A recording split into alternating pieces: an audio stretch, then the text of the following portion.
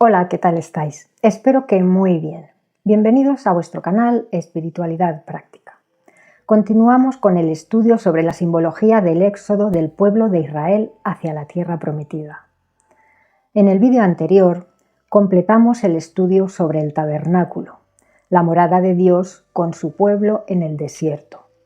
Y con esto concluye el libro del Éxodo. A continuación, en la Escritura encontramos el libro de Levítico, que trata sobre los decretos dados por Dios a Moisés y sobre cómo debía la tribu de Leví, tribu de sacerdotes, sacrificar las ofrendas en el tabernáculo. Así el pueblo de Israel podría acercarse a Dios al purificar sus pecados a través de estas ofrendas quemadas que apuntaban a Cristo como el Cordero que quita el pecado del mundo. El libro de Levítico se centra en las instrucciones para los sacrificios, la pureza y la limpieza ritual, el sacerdocio levita, las festividades sagradas y las normas morales dadas a través de los decretos. El libro de Números comienza tras la permanencia de un año del pueblo de Israel en el monte Sinaí. El pueblo viaja desde el monte Sinaí hasta el desierto de Parán y las llanuras de Moab, que están justo enfrente de la tierra prometida. El nombre del libro, Números, viene dado porque en él se describen dos censos del pueblo de Israel. El primer censo se hizo para contabilizar a los varones que podían ir a la guerra, los varones mayores de 20 años. Ese censo ascendió a 603.550. Fueron contados en el primer día del segundo mes del segundo año desde la salida del pueblo de Israel de Egipto. Pero este censo solo incluía a los varones mayores de 20 años. Así pues, si sumamos la misma cantidad de mujeres y una media de 2 hijos por familia, tenemos que el número de israelitas que moró en el desierto durante 40 años rondaba los 2,5 millones de personas. La población que salió de Egipto es similar a la población que existe hoy en día en Gaza en número, entre 2.200.000 y 2.500.000 personas. De los aproximadamente 600.000 varones mayores de 20 años que salieron de Egipto hacia el Éxodo, solo 2 entraron en la tierra prometida, Josué y Caleb. El resto, incluidos Moisés y Aarón, no entraron, debido a su desobediencia. Pero esto también tiene un significado escatológico. ¿Qué significa que los elegidos para dirigir al pueblo de Dios, Moisés y Aarón, no pasaran a la tierra prometida vivos, y sí lo hizo una gran muchedumbre? Si le damos un sentido profético y escatológico, encontramos que los elegidos por Dios para gobernar con Cristo no pasarán vivos a la tierra prometida, sino que morirán antes de que esto suceda, antes de que una gran muchedumbre herede la tierra prometida y pasen vivos a ella. Estos elegidos han de morir y resucitar. Son los que resucitarán en la primera resurrección. Ese es el significado profético de que Moisés y Aarón no pasaran a la tierra prometida.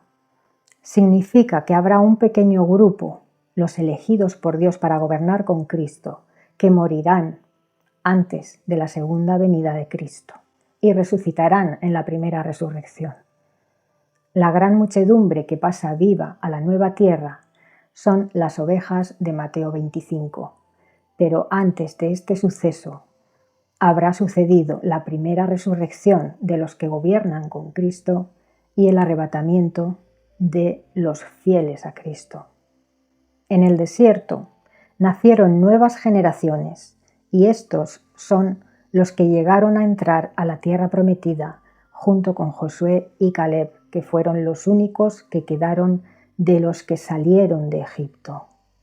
A la tierra prometida entraron alrededor de 2.200.000 personas, el mismo número que salió de la tierra de Egipto, como dijo Jesús en Juan 17:12. ninguno de ellos se perdió. Aunque aquí se refiere a los apóstoles, hay muchas frases de Jesús que tienen un doble cumplimiento. Esta frase puede aplicarse tanto a los apóstoles como al pueblo de Israel. Porque a la tierra prometida entró el mismo número de israelitas que salió de la tierra de Egipto. Los israelitas, cuando estaban en Egipto, eran más de 2 millones de personas. Eran superiores en número a los egipcios. Toda la población de Egipto en los tiempos de Moisés, hace unos 3.400 años, era de entre 1,5 millones y 2 millones de personas. Por eso los egipcios tenían miedo de que un día los israelitas se rebelaran contra ellos y los vencieran, porque eran superiores en número. Y por eso ordenaron a las parteras que mataran a todos los bebés varones que nacieran, pero ellas no lo hicieron. Entonces Faraón mandó arrojar al río Nilo a todos los bebés recién nacidos. Por eso en la primera plaga Dios convirtió el agua del Nilo en sangre, porque los egipcios vertieron en él la sangre de los niños hebreos, asesinándolos en el Nilo.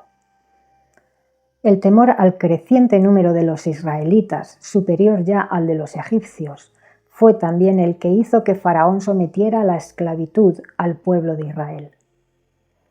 Si trazamos un paralelismo, tomando la población mundial actual, 8.100 millones de personas, y la población mundial en tiempos de Moisés, unos 30 a 35 millones de personas, y comparamos el número de personas que entró a la tierra prometida y el número de personas que entrará a la tierra prometida en un futuro, a la nueva tierra, y aplicamos una regla de 3, nos encontramos con que pasaría a la nueva tierra un 6% más o menos de la población que haya en ese momento, que rondaría los 8.000 millones de personas.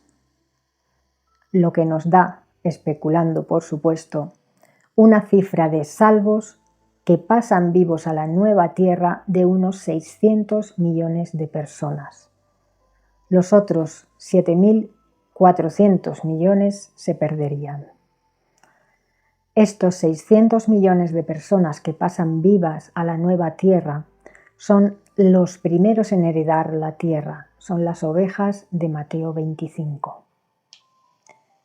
Hay que añadir a estos salvos los que fueron arrebatados al toque de la trompeta del séptimo ángel y los resucitados en la primera resurrección. Todos ellos serán salvos. Porque el momento del arrebatamiento ocurre cuando el séptimo ángel toca la séptima trompeta, la final trompeta. Como dice Apocalipsis 10:7, dice: ya no habrá más demora, sino que los días de dar el toque, el séptimo ángel, cuando esté a punto de tocar su trompeta, verdaderamente queda terminado el secreto sagrado de Dios según las buenas nuevas que Él declaró a sus propios esclavos, los profetas. ¿Y cuál es el secreto sagrado de Dios que Él declaró a sus profetas? Aquí nos está refiriendo a la segunda venida de Cristo, porque durante el toque de la séptima trompeta por el séptimo ángel, todavía no ha acontecido el derramamiento de los 7 tazones de la ira de Dios que preceden a la segunda venida de Cristo. Al toque de la séptima trompeta ocurren muchos eventos importantes. Esto podéis leerlo en Apocalipsis 11:15. Justo antes del toque de la séptima trompeta, los 2 testigos de Apocalipsis 11 son resucitados, y con ellos son resucitados los muertos en Cristo, los mártires que reinarán con Él, a los que simbolizan Moisés y Aarón. Y también son arrebatados los que queden vivos con el Señor en el aire en su presencia. En la parousia, cuya señal en el cielo es un relámpago que va de oriente a occidente, como dice Mateo 24-27. El texto que más claramente habla sobre el arrebatamiento lo tenéis en 1 Tesalonicenses 4, 16 y 17. Dice: porque el Señor mismo descenderá del cielo con una llamada imperativa, que muy bien podría ser el suban acá de Apocalipsis 11, que también hace resucitar a los 2 testigos. Con la llamada imperativa, suban acá, con voz de arcángel y con trompeta de Dios, la 7ª trompeta, y los que están muertos en unión con Cristo, incluidos los 2 testigos de Apocalipsis 11, se levantarán primero. Después, nosotros, los vivientes, los que sobrevivamos, seremos arrebatados juntamente con ellos en las nubes al encuentro del Señor en el aire. Y así siempre estaremos con el Señor. La palabra utilizada aquí para venida o presencia en el versículo 15 es la palabra parousia. Hace referencia a su presencia en el aire, no a su venida, donde pondrá sus pies en el monte de los olivos. La segunda venida utiliza la palabra erhomai, que indica desplazamiento, movimiento. Parousia, en cambio, indica presencia, estar al lado de. En este caso, en las nubes, en su presencia, al lado de su pueblo. La señal de su presencia es un relámpago que va de oriente a occidente. ¿Y qué ocurre al toque de la 7ª trompeta? El gran misterio revelado a los profetas. Leámoslo en Apocalipsis 11:15. Dice: y el 7º ángel tocó su trompeta, y en el cielo ocurrieron voces fuertes que decían: el reino del mundo sí llegó a ser el reino de nuestro Señor y de su Cristo, y Él reinará por siempre jamás. Versículo 17. Te damos gracias, Yahvé Dios, el Todopoderoso, aquel que eres y que eras, porque has tomado tu gran poder y has empezado a reinar. Todo el cielo, todos sus moradores, junto con los resucitados en la primera resurrección y los arrebatados durante la gran tribulación, dan gracias a Dios y al Cordero. Ellos empiezan a reinar al toque de la 7ª trompeta. ¿Qué ocurre después? Los juicios de las copas, la batalla de Armagedón y la segunda venida de Cristo, por ese orden. Pero Cristo ya empieza a reinar al toque de la 7ª trompeta. No espera a venir en su glorioso trono y descender al monte de los olivos para empezar a reinar, sino que ya empieza a reinar al toque de la 7ª trompeta. Y entonces envía los juicios de las copas. La gran tribulación no se sitúa ni durante los primeros 3 años y medio del periodo de reinado del Anticristo, ni durante el segundo periodo de 3 años y medio, sino que está en la mitad de esos 2 periodos, porque cuando comiencen los juicios de las copas, ya no habrá cristianos en la tierra, con lo cual el tiempo que duren los juicios de las copas, y puesto que la gran tribulación dura 3 años y medio, tiene que empezar un poco antes de la segunda mitad de reinado del Anticristo. Quizás un año y medio antes de la segunda mitad de reinado del Anticristo. Así pues, la señal de la parousia de Cristo, de su presencia en las nubes, de la inminencia del rapto, no será antes de la aparición de ese relámpago que va de oriente a occidente y que todo el mundo verá. Esa es la señal de su presencia. Y donde esté el Señor, ahí nos reuniremos con Él. Donde esté el cadáver, allí se reunirán las águilas. porque esa es la respuesta que da Jesús a los apóstoles cuando le preguntan, después de haber dicho Jesús, habrá dos mujeres moliendo en el molino, una será tomada y una será dejada. Habrá dos hombres en la misma cama, uno será tomado y uno será dejado. Entonces sus apóstoles le preguntan, ¿a dónde, Señor? ¿A dónde irán esos que serán tomados? Y él le responde, donde esté el cadáver, allí se reunirán las águilas, diciendo, donde yo esté, allí seréis reunidos conmigo. No os preocupéis por a dónde van a ir esas personas que serán llevadas. Donde yo esté, allí iréis conmigo. Mateo 24-29 dice, inmediatamente después de la tribulación de aquellos días, de la gran tribulación, y con gran tribulación me refiero a la gran persecución y genocidio por parte del anticristo hacia los cristianos, después de esto, Cristo viene en su presencia y arrebata a su pueblo de entre las garras del anticristo. Por eso dan gracias en el cielo por ser salvados. Los cristianos estaremos durante la gran tribulación. Los textos bíblicos dicen claramente que sufriremos persecución y que solo el que persevere hasta el fin será salvo.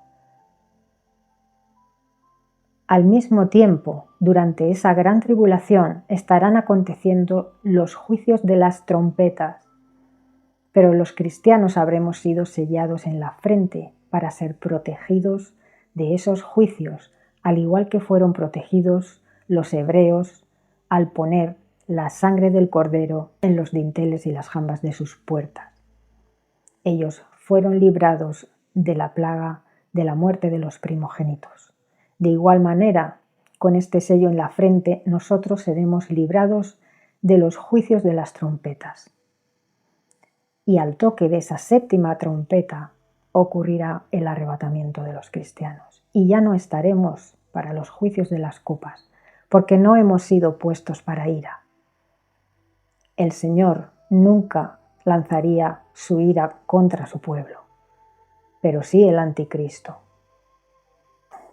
Después del arrebatamiento de su pueblo por parte del Señor, el sol se oscurecerá y la luna no dará su luz, comunicando el periodo de oscuridad que se viene durante el juicio de las copas, y las estrellas caerán del cielo y los poderes de los cielos serán sacudidos. Entonces aparecerá en el cielo la señal del Hijo del Hombre. Aquí en Mateo 24 no se detallan los juicios de las trompetas ni los juicios de las copas, como sí lo hace el apóstol Juan en el libro de Apocalipsis. Lo dice todo de una manera más generalizada. Así pues, después de que se oscurece el sol y las estrellas, entonces aparece en el cielo la señal del Hijo del Hombre. ¿Cuál es esa señal? El mismo relámpago que vimos durante su presencia.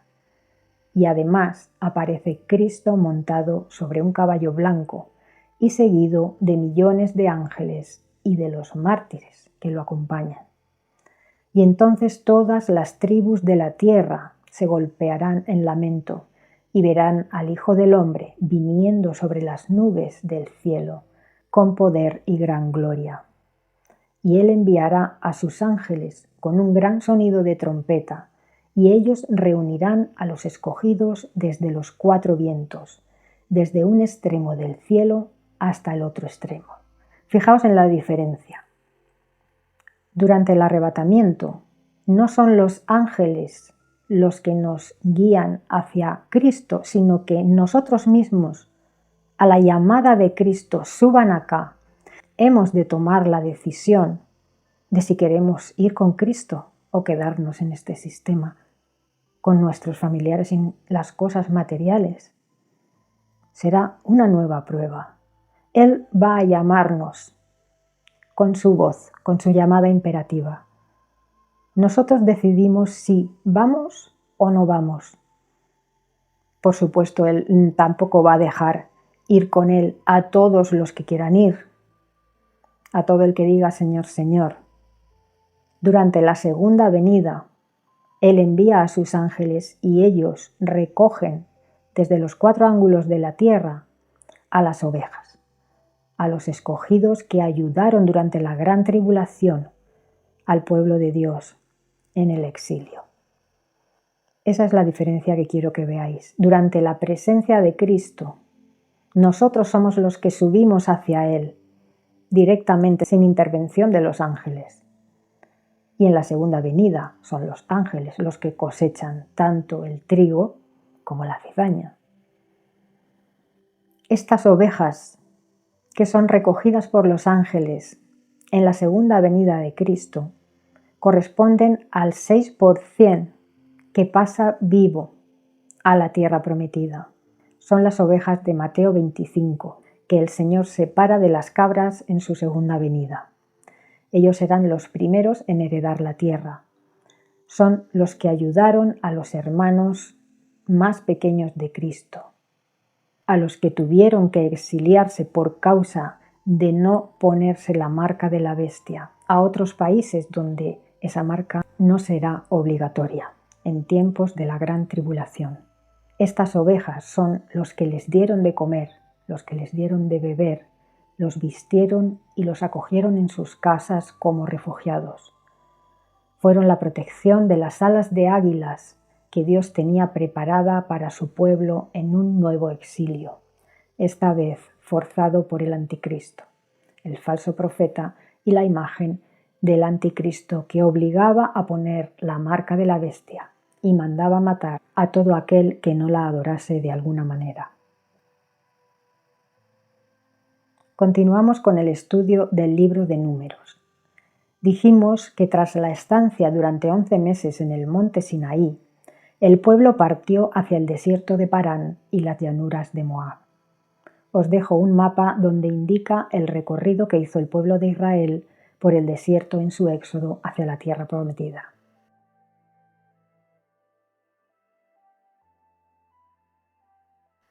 Durante su estancia en el monte Sinaí, el pueblo recibió los 10 mandamientos escritos por el dedo de Dios para ser perpetuos. Recibió también los decretos que legislaron la sociedad del pueblo de Israel, un pueblo de pastores.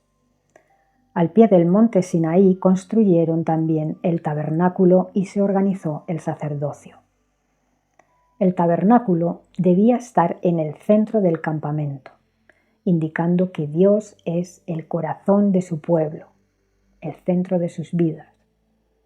Alrededor del tabernáculo debía acampar la tribu de Leví, sacerdocio que servía en el santuario, y Moisés y Aarón. Y alrededor de ella las otras 12 tribus de Israel, 3 tribus al norte, 3 al sur, 3 al este y 3 al oeste. Leamos Números 9:15. Dice: Ahora bien, el día en que se erigió el tabernáculo, la nube, el ángel que Dios envió para guiar al pueblo de Israel en forma de columna de nube por el día y en forma de columna de fuego durante la noche, cubrió el tabernáculo de la tienda del testimonio. Versículo 17. Y siempre que la nube subía por encima de la tienda, se colocaba por encima, los hijos de Israel partían inmediatamente y en el lugar donde se detenía la nube para residir, allí acampaban los hijos de Israel.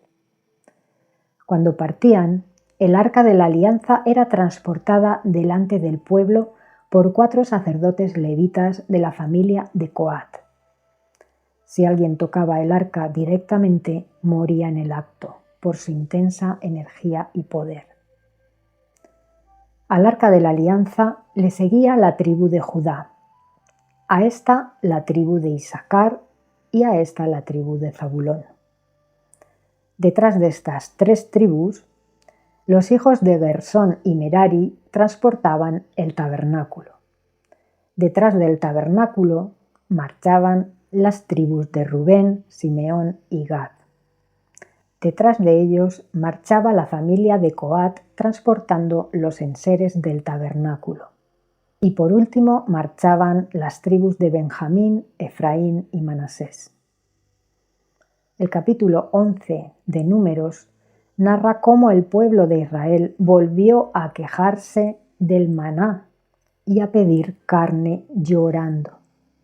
Dijeron que echaban de menos la vida en Egipto. Esa muestra de egoísmo y falta de aprecio por haber sido sacados de la esclavitud en Egipto encolerizó a Yahvé. Ellos no pidieron que Moisés intercediera por ellos, sino que pidieron volver a Egipto. Entonces Yahvé consumió con su fuego a algunas personas en los límites del campamento, pero Moisés intercedió por el pueblo y Yahvé cesó su fuego, mostrando al pueblo que la manera de pedir es mediante la oración, bien directamente o bien a través de Moisés, no quejándose. Pero ellos eran desconfiados, duros de corazón y duros de cerviz, y siguieron quejándose, pidiendo volver a Egipto y pidiendo carne.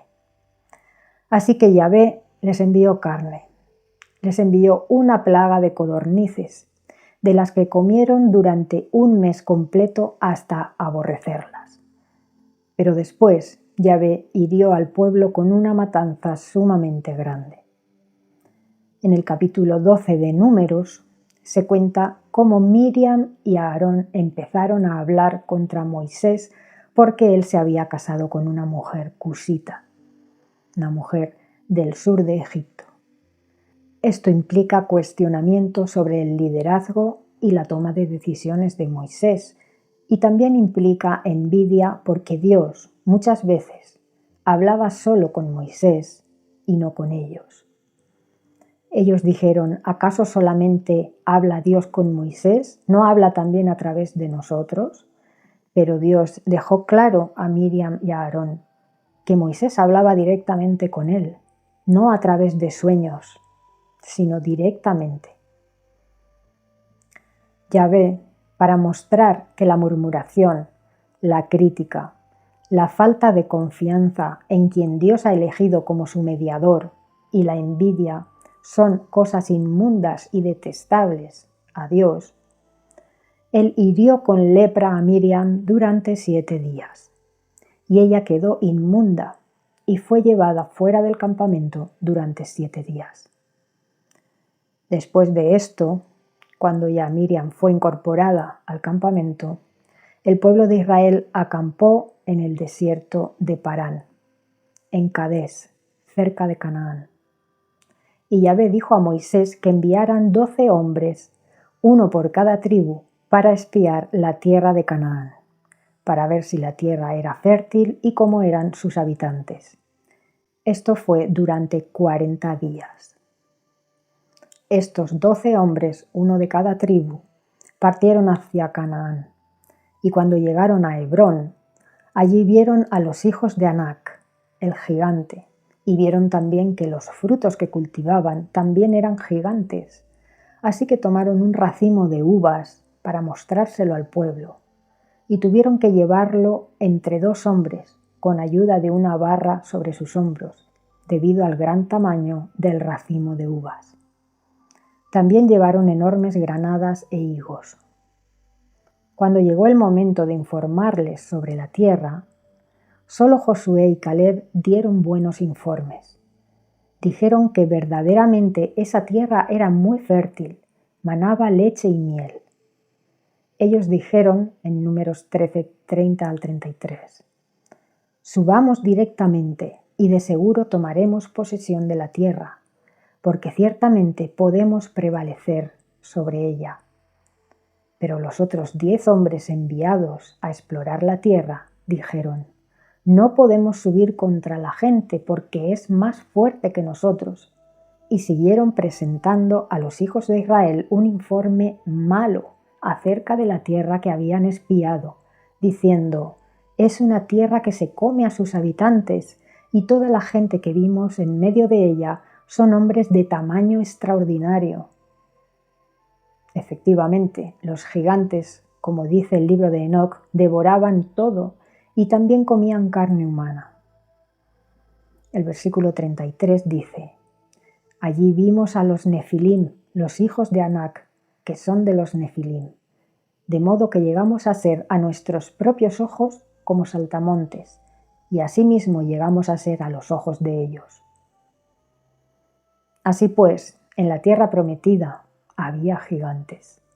Por eso Yahvé quería hacer guerra contra sus habitantes, para que los últimos gigantes fuesen borrados de la tierra. ¿Y cómo es que después del diluvio seguía habiendo gigantes? Porque la esposa de Cam tenía genes de los gigantes. De nuevo, todo el pueblo empezó a murmurar contra Moisés y a Aarón y a desear volver a Egipto. No querían entrar en la tierra prometida, no confiaban en que Dios pudiera darles la victoria sobre los moradores de Canaán. Justamente de Canaán, el hijo de Cam y nieto de Noé, provenían los gigantes. Y a esa tierra de gigantes se le dio su nombre, Canaán. Yahvé envió al pueblo de Israel allí por dos motivos.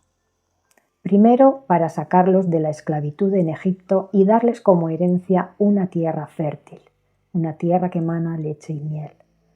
Y segundo, para eliminar a los gigantes que quedaban en la tierra. Pero el pueblo no confiaba en Yahvé.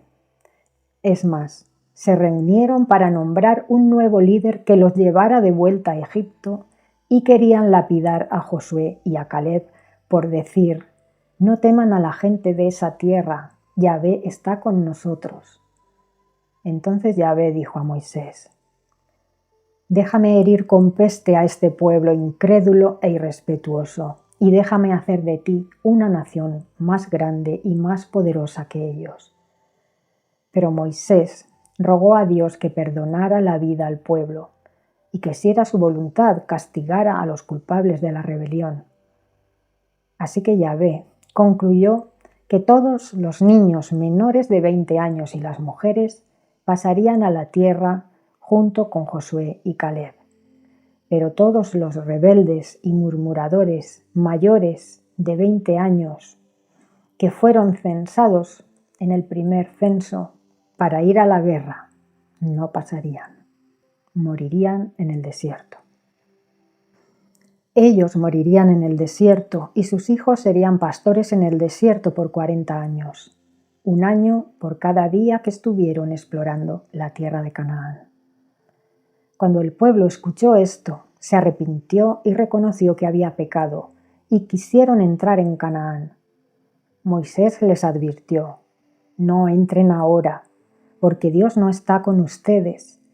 Pero como siempre, no escucharon a Moisés. Subieron contra los cananeos y los amalequitas y fueron derrotados. ¿Qué hemos aprendido de esta primera parte del libro de Números y la travesía del pueblo de Israel por el desierto?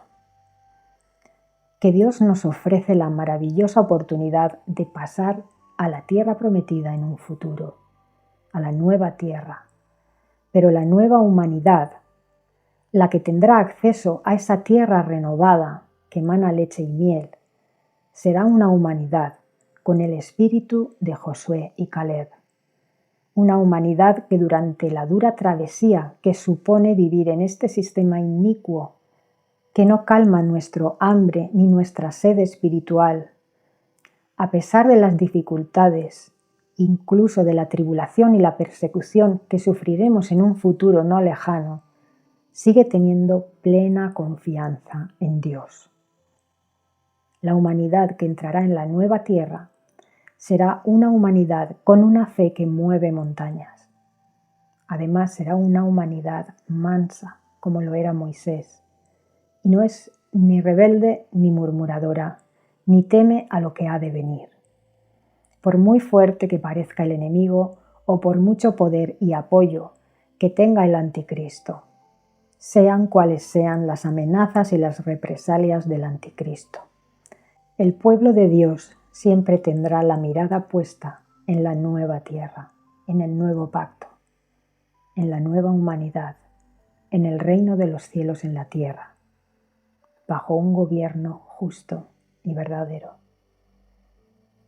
Hasta aquí el estudio de hoy. Espero que os haya servido la información y nos vemos en un nuevo vídeo donde analizaremos la segunda parte del libro de Números. Gracias por escuchar la palabra inspirada. Un abrazo.